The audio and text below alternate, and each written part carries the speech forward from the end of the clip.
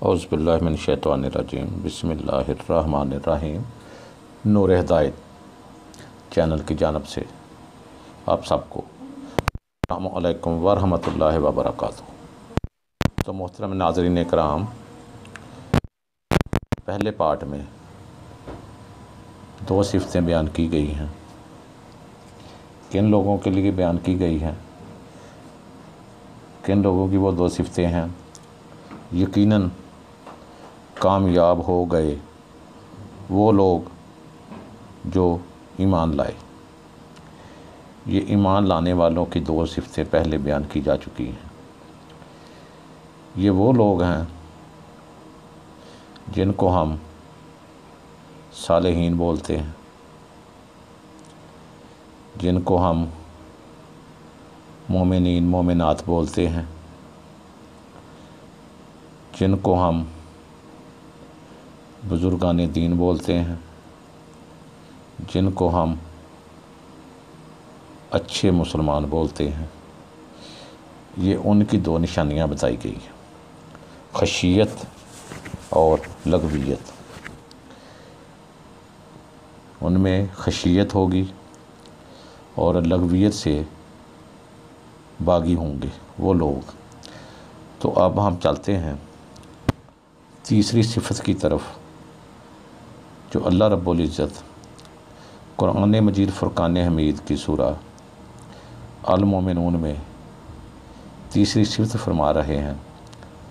اللہ رب العزت کہہ رہے ہیں والذین ھم للزکوٰۃ فاعلون، اور وہ جو زکوٰۃ ادا کرنے والے ہیں۔ یہ حوالہ ہے سورہ المومنون آیت نمبر 4۔ یہاں پہلی بات تو آپ کو میں یہ بتا دوں کہ یہ سورہ مکی ہے اور مکہ میں زکوٰۃ فرض نہیں ہوئی تھی۔ زکوٰۃ 2 ہجری میں ہجرت کے بعد دوسرے سال فرض ہوئی، لیکن علماء کرام کے نزدیک یہاں 2 معنی ہیں۔ وہ مال جو اللہ نے آپ کو دیا، آپ کی ملکیت ہے، اس میں سے آپ کو زکوٰۃ دینی پڑتی ہے، یعنی زکوٰۃ سے پاک ہو جانا، کیونکہ زکوٰۃ کا لفظی معنی زکی سے آتا ہے، جس کے معنی پاک کرنا ہوتا ہے۔ اس طرح اس کے 2 معنی ہوئے، ایک بڑھانا، دوسرا پاک کرنا۔ جیسا کہ ہم مال کی زکوٰۃ دیتے ہیں تو اس سے ہمیں 2 فائدے ہوتے ہیں، ایک تو مال بڑھتا ہے، دوسرا پاک ہوتا ہے۔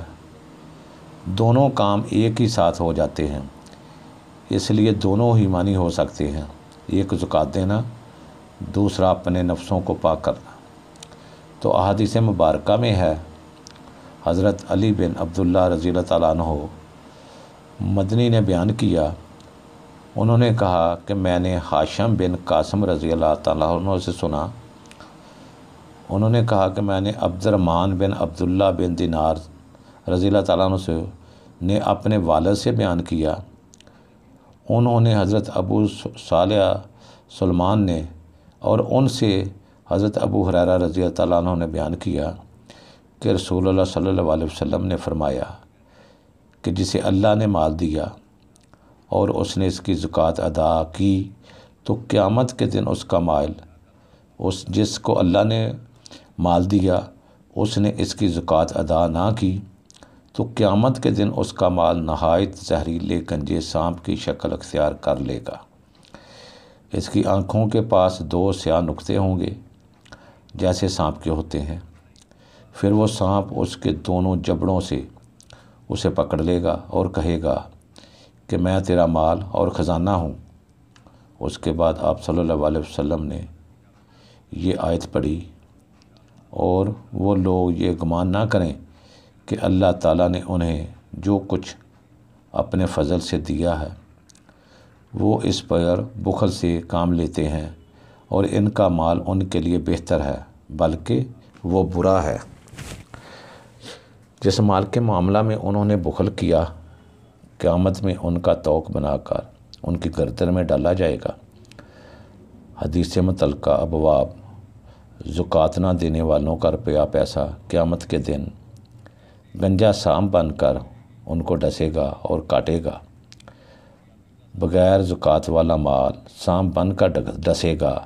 یہ حوالہ صحیح بخاری شریف کی ہے، حدیث ہے 1403۔ اور یہ وہ خزانہ اور مال ہوگا جس کی زکوٰۃ نہ دی گئی ہوگی، اور اس سام کے تعلق سے ایک روایت میں آتا ہے کہ یہ اونٹ کے برابر بڑا ہوگا، اور جب یہ ایک بار ڈسے گا تو 40 سال تک اس کی تکلیف برداشت کرنی ہوگی۔ اب وہ جو معنی نفسوں کو پاک کرنے والا بتایا گیا ہے، اس کے لیے آپ خود سوچ اور فکر کریں کہ آپ میں کیا کیا برائیاں ہیں، کیا غیبت کرتے ہیں، کیا جھوٹ بولتے ہیں، کیا برا بھلا کہتے ہیں۔ اس طرح کی بہت سی برائیاں ہیں جو ہمیں خود میں ڈھونڈ کر اپنی اصلاح کرنی ہوگی تاکہ ہم اپنے نفسوں کو پاک کر سکیں۔ اور چوتھی صفت کے بارے میں اللہ رب العزت فرماتے ہیں،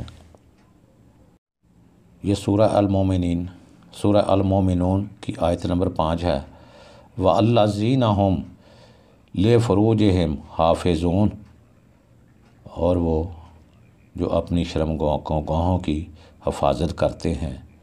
یہ 5 نمبر آیت ہے سورہ المومنون کی۔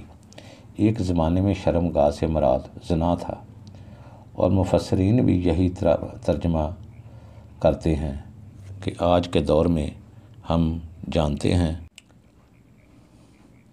کہ بہت سے گناہ شرمگاہ کے ذریعے کیے جا رہے ہیں، اور مفسرین اس بارے میں کہتے ہیں وہ جو میاں بیوی کرتے ہیں مگر حقیقت میں میاں بیوی نہیں ہوتے، وہ زنا ہے۔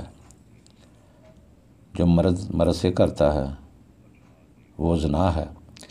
اس لیے مومن کی صفت اپنی شرمگاہوں کی حفاظت کرنا ہے، جیسا کہ اوپر ایک حدیث بتائی تھی کہ جو شخص 2 چیزوں کی گواہی لے لے کہ اس نے اس کا غلط استعمال نہیں کیا تو میں اسے جنت کی گواہی دیتا ہوں، ایک زبان اور دوسری شرمگاہ۔ حوالہ صحیح بخاری شریف، حدیث نمبر 6474۔ اس لیے شرمگاہ کی حفاظت کے ساتھ ساتھ اس کا پردہ، اس کا صحیح استعمال مومن کی صفت ہے، جیسا کہ اللہ رب العزت اگلی آیت میں فرماتے ہیں، الا اعلی ازواجہم او ما ملکت ایمانہم فانہم غیر معلومین، مگر اپنی بیویوں اور شرعی باندیوں پر جو ان کے ہاتھ کی ملک ہیں کہ ان پر کوئی ملامت نہیں۔ حوالہ مومنون آیت نمبر 6، یہ اللہ رب العزت فرما رہے ہیں۔ اور اللہ رب العزت آیت نمبر 7 میں فرماتا فَمَا نے ابتغاء وراء ذَلِكَ فَأُولَئِكَ هُمُ الْعَادُونَ۔ اللہ رب العزت یہ آیت نمبر 7 سورہ المومنین میں اللہ رب العزت نے فرمایا ہے، تو جو ان 2 کے سوا کچھ اور چاہے وہی حد سے بڑھنے والے ہیں۔ تو اس سے ثابت ہوتا ہے کہ اللہ رب العزت حد سے کسی کو بڑھنے نہیں دیتا۔ شرعی باندیوں مطلب لونڈیوں، اس آیت میں اللہ رب العزت شرمگاہ کا صحیح استعمال بتا رہے ہیں کہ وہ کیا ہے، یعنی بیویوں اور لونڈیوں پر شرمگاہ کے استعمال میں کوئی ملامت نہیں، اور یہ بھی کہہ دیا کہ جتنا حکم ہوا اتنا ہی استعمال کرے، نہ کہ اس کے علاوہ جو کرے گا تو وہ حد سے بڑھ جائے گا۔ اب لونڈیوں کے متعلق نعوذ باللہ ویسٹرن کا کہنا ہے کہ اسلام یہ کیسا حکم دے رہا ہے کہ لونڈیاں رکھیل کو کہتے ہیں، اللہ رحم کرے۔ وہ یہ کہتے ہیں کہ یہ سسٹم تو بہت سے ممالک میں ہے اور اسلام بھی اس کی اجازت دے رہا ہے۔ میں یہاں واضح کر دوں کہ یہ سسٹم اس وقت تھا جب غلامی کا دور تھا۔ اسلام نے غلامی ختم کی، اور اس وقت غلامی سے ہی بہت سے لوگ سسٹم چلاتے تھے، اور اگر ایک ہی دم سے اسے ختم کر دیا جاتا تو سب گڑبڑ ہو جاتا، لیکن اسلام نے ایسا طریقہ نکالا کہ غلام آزاد بھی ہوا اور کسی کو سمجھ بھی نہ آئی۔ مثال کے طور پر کفار کے لیے غلام آزاد کرو، قتل کر دیا تو غلام آزاد کرو، فلاں چیز کے لیے غلام آزاد کرو۔ غلام آزاد کرنے والوں کو اللہ کے ہاں یہ مقام ہے، جس نے غلام آزاد کیا اللہ اس کو بخش دے گا۔ یہ طریقہ اسلام نے متعارف کرایا اور لوگوں نے غلام آزاد کرنا شروع کر دیے، حالانکہ جو ایک نسل نبی کریم صلی اللہ علیہ وسلم کے زمانہ میں باقی تھی عرب سے ختم ہو چکی تھی، بلکہ تابعین کے زمانے میں ایسے لوگ بھی تھے جن کے باپ غلام تھے اور بچے آزاد، جیسا کہ بعض روایتوں میں آتا ہے کہ حضرت ابن عباس رضی اللہ تعالیٰ عنہ کے آزاد کردہ غلام روایت کرتے ہیں، یعنی آزاد ہو گئے تھے۔ تو یہ بھی دیکھیں کہ حدیث روایت کر رہے ہیں اور اسلام کی نظر میں کوئی غلام نہیں، مطلب کہ اللہ کے نزدیک تقوی پرہیزگاری ہی سب کچھ ہے۔ بے شک اللہ کے یہاں تم سے زیادہ عزت والا وہ جو تم میں زیادہ پرہیزگار ہے۔ سورہ الحجرات آیت نمبر 13۔ یہ سب اس لیے جو اسلام کے متعلق غلط نظریہ رکھتے ہیں۔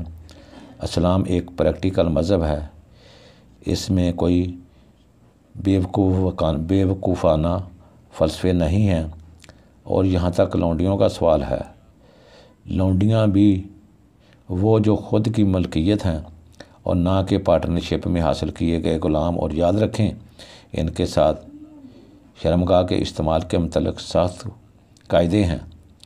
جب ایک انسان اپنی ملکیت کی لونڈی سے ہم بستری کرتا ہے تو اس کے بعد نہ وہ اسے بیچ سکتا ہے اور نہ ہی اس کی شادی ہوگی، گویا اس کے بچوں کا پورا حق ہوگا کہ وہ اس کے بچے کہلائیں۔ اس لیے تو کہا تھا کہ اسلام ایک پریکٹیکل مذہب ہے، وہ جانتا ہے کہ جب فطری طور پر برائی آئے گی اسے فطری طور سے ہی نکالا جائے گا۔ تو اسی طرح اسلام نے غلامی ختم کی۔ اللہ رب العزت 5ویں اور 6ٹھی صفت بیان کرتے ہیں، وہ فرماتے ہیں والذین ہم لأماناتہم وعہدہم راعون۔ یہ آیت نمبر 8 سورۃ المومنون کی ہے، اور وہ جو اپنی امانتوں اور اپنے وعدوں کی حفاظت کرتے ہیں۔ اور اس کے برعکس اگر ہم اسے الٹا کریں کہ امانت میں خیانت کرتا ہے، وہ وعدہ خلافی کرتا ہے، تو یہ منافق کی صفت ہے۔ حدیث میں ارشاد گرامی ہے، ہم نے قبیطہ بن عقبہ رضی اللہ تعالیٰ عنہ نے یہ حدیث بیان کی، ان سے سفیان نے اور عامش بن عبید اللہ بن مروہ سے نقل کرتے ہوئے وہ مسروق سے وہ عبداللہ بن عمر سے روایت کرتے ہیں کہ رسول اللہ صلی اللہ علیہ وسلم نے فرمایا 4 عادتیں جس کسی میں ہوں وہ خالص منافق ہے، اور جس کسی میں ان 4 میں سے ایک عادت ہو وہ بھی نفاق ہی ہے جب تک اسے نہ چھوڑ دے۔ وہ یہ ہیں، جب اسے امین بنایا جائے تو امانت میں خیانت کرے، بات کرتے وقت جھوٹ بولے، اور جب کسی سے عہد کرے تو اسے پورا نہ کرے، اور جب کسی سے لڑے تو گالیوں پر اتر آئے۔ اس حدیث کو شیبہ نے بھی سفیان کے ساتھ عمش سے روایت کیا ہے۔ یہ صحیح بخاری شریف کی حدیث نمبر 34 ہے۔ اور یہاں مومنین کی صفت منافق کی صفت سے الٹ ہے۔ امانت اور خیانت کیا ہے؟ پیسہ، مال و دولت اور زمین جائیداد آپ کے پاس رکھے جائیں، امانت نہ دیں، خیانت۔ اب جہاں جاب کرتے ہیں، نوکری کرتے ہیں، جب کام کے لیے بیٹھتے ہیں وہ کام امانت تو نہ کریں تو خیانت۔ اگر کوئی راز کوئی اپنا کسی کو کہے اور اس کو کہے کہ اس کو کسی کو نہ بتانا تو وہ امانت ہے، اگر وہ بتا دے تو خیانت ہے۔ اس طرح قرآن مجید فرقان حمید بھی ایک امانت ہے۔ بے شک ہم نے امانت پیش فرمائی آسمانوں اور زمین اور پہاڑوں پر، تو انہوں نے اس کے اٹھانے سے انکار کیا اور اسے ڈر گئے، اور آدمی نے اٹھا لی۔ بے شک وہ اپنی جان کو مشقت میں ڈالنے والا بڑا نادان ہے۔ یہ سورہ الاحزاب آیت نمبر 72 ہے۔ اس طرح دین اسلام کے سارے احکامات امانت ہیں جو ہمیں آگے پہنچانے ہیں۔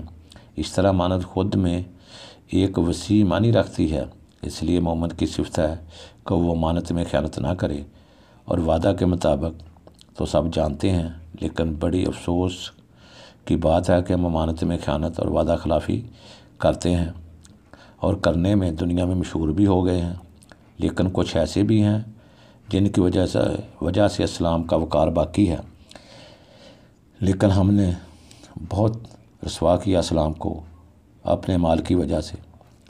نبی کریم صلی اللہ علیہ وسلم مکہ میں ہیں تو آپ کی دعوت مشرکین مکہ کو پسند نہیں، لیکن آپ صلی اللہ علیہ وسلم کے اخلاق سے بہت متاثر ہیں کہ یہ ایک صادق اور امین ہیں، امانت دار اور سچے ہیں، لیکن آج اسلام سے سب متاثر ہیں۔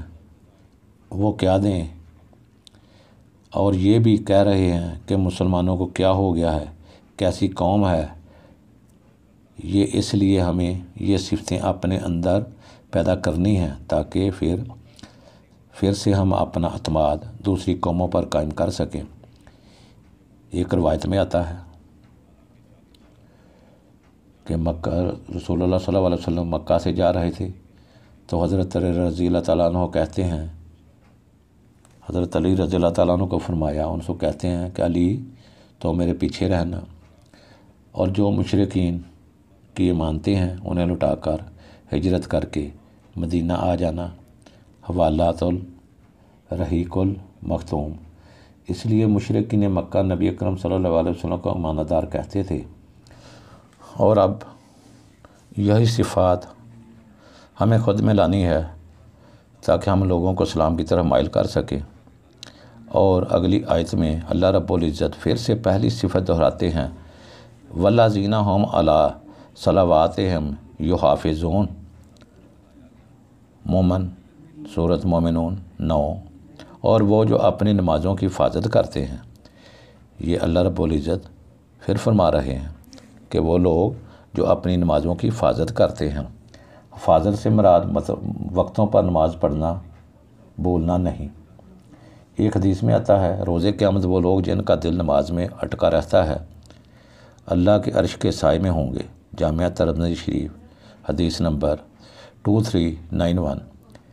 دل اٹکا ہونے سے مراد ایک نماز سے فارغ ہونے سے دوسری نماز میں دھیان رہتا ہے، اور کہیں بھول نہ جائیں، سو نہ جائیں، یعنی فکر لگی رہتی ہے۔ نماز کی حفاظت میں یہ بھی شامل ہے کہ وقت پر پڑھی جائے، تاخیر نہ ہو، مسجد نہ ہو تو بنائی جائے۔ اس لیے مومن نماز کی حفاظت کرتا ہے، اور پھر جو ان سب صفتوں کے مالک ہیں ان کے علاوہ بہت سی اور صفتیں ہیں جو قرآن مجید اور حدیث میں آئی ہیں، اور جو ان سب کے مالک ہیں ان کے بارے میں اللہ رب العزت فرماتے ہیں، اولئک ھم الوارثون۔ یہی لوگ وارث ہیں۔ وارث یعنی وراثت اسے کہتے ہیں جو بااجداد سے چلی آ رہی ہو۔ مثال کے طور پر میرے والد کے ساتھ جو کچھ ہے میرے لیے یا بھائی بہن یا بچوں کے لیے وراثت کا حصہ بن جاتا ہے۔ اس لیے اللہ رب العزت نے فرمایا ہے کہ یہی لوگ وارث ہیں۔ کس چیز کے وارث ہیں؟ اللہ رب العزت فرماتے ہیں، الذین یارثون الفردوس ھم فیہا خالدون، کہ فردوس کی میراث پائیں گے اور اس میں ہمیشہ رہیں گے۔ حوالہ المومنون آیت نمبر 11۔ ایک حدیث مبارکہ ہے، انس بن مالک رضی اللہ تعالیٰ عنہ کہتے ہیں کہ میں نے ربی بنت نضر نبی اکرم صلی اللہ علیہ وسلم کے پاس آئیں۔ ان کے بیٹے حارث بن سراقہ جنگ بدر میں شہید ہو گئے تھے۔ انہیں ایک انجانہ تیر لگا تھا جس کے بارے میں پتہ نہ لگ سکا تھا۔ انہیں رسول اللہ صلی اللہ علیہ وسلم سے عرض کیا کہ مجھے میرے بیٹے حارثہ کے بارے میں بتائیے، اگر وہ خیر پاس کا ہے تو میں ثواب کی امید رکھتی ہوں اور صبر کرتی ہوں، اگر وہ خیر بلائی کو نہیں پاس کیا تو میں اس کے لیے اور زیادہ دعائیں کروں۔ نبی اکرم صلی اللہ علیہ وسلم نے فرمایا، حارثہ کی ماں، جنت میں بہت ساری جنتیں ہیں، تمہارا بیٹا جنت الفردوس میں پہنچ چکا ہے، اور فردوس جنت کا ایک ٹیلہ ہے، جنت کے بیچ میں ہے اور جنت کی سب سے اچھی جگہ ہے۔ حوالہ ترمذی شریف 3174۔ اس لیے جب بھی دعا مانگو تو جنت الفردوس کی دعا مانگو۔ ایک روایت میں آتا ہے، ہم نے ابراہیم بن المنظر سے نے بیان کیا، انہوں نے کہا کہ مجھ سے محمد بن فلیح نے بیان کیا، انہوں نے کہا مجھ سے میرے والد نے بیان کیا، انہوں نے کہا مجھ سے ہلال نے بیان کیا، ان کے علماء بن یسار نے، اور ان سے حضرت ابو ہریرہ رضی اللہ عنہ نے بیان کیا کہ نبی اکرم صلی اللہ علیہ وسلم نے فرمایا، جو اللہ اور اس کے رسول صلی اللہ علیہ وسلم پر ایمان لایا، نماز قائم کی، رمضان کے روزے رکھے، تو اللہ پر حق ہے کہ اسے جنت میں داخل کرے، خواہ اس نے ہجرت کی ہو یا وہیں مقیم رہا ہو، یہاں اس کی پیدائش ہوئی تھی۔ صحابہ رضی اللہ تعالیٰ عنہ نے کہا، یا رسول اللہ صلی اللہ علیہ وسلم، کیا ہم اس کی اطلاع لوگوں کو نہ دے دیں گے؟ نبی اکرم صلی اللہ علیہ وسلم نے فرمایا کہ جنت میں 100 درجے ہیں جنہیں اللہ تعالیٰ نے اپنے راستے میں جہاد کرنے والوں کے لیے تیار کیا ہے۔ ہر 2 درجوں کے درمیان اتنا فاصلہ ہے جتنا آسمان و زمین کے درمیان ہے۔ بس جب تم اللہ سے سوال کرو تو فردوس کا سوال کرو، کیونکہ وہ درمیانہ درجے کے جنت ہے اور بلند ترین، اور اس کے اوپر رحمان کا عرش ہے، اور اسی سے جنت کی نہریں نکلتی ہیں۔ صحیح بخاری حدیث نمبر 7423۔ اور اتنا آسان بھی نہیں جنت کو پانا۔ ایک روایت میں آتا ہے کہ اللہ نے جبرائیل علیہ السلام کو کہا کہ جاؤ، میں نے جنت بنائی ہے، دیکھ کر آؤ کیسی ہے۔ وہ دیکھنے کے بعد انہوں نے اللہ سے آ کر کہا، بے شک جنت ایسی جگہ ہے جس میں جائے بغیر کوئی نہیں رہ سکتا۔ پھر دوبارہ کہا جاؤ اور دیکھو، اس میں جانے کے لیے راستے کتنے ہیں اور کیا راستہ ہے؟ تو دیکھنے کے بعد انہوں نے کہا کہ اے اللہ، اب مجھے ڈر ہے کہ شاید بہت کم لوگ اس میں جائیں گے۔ پھر کہا اب جہنم میں دیکھ کے آؤ، تو دیکھ کر آئے تو کہا بے شک جہنم ایسی جگہ ہے کہ کوئی بھی اس میں جانا پسند نہ کرے گا۔ پھر کہا جاؤ اس میں جانے کے راستے کتنے ہیں، وہ راستے دیکھ کر آؤ۔ وہ دیکھ کر آئے اور کہا کہ شاید بہت کم لوگ اس میں جانے سے بچ سکیں گے۔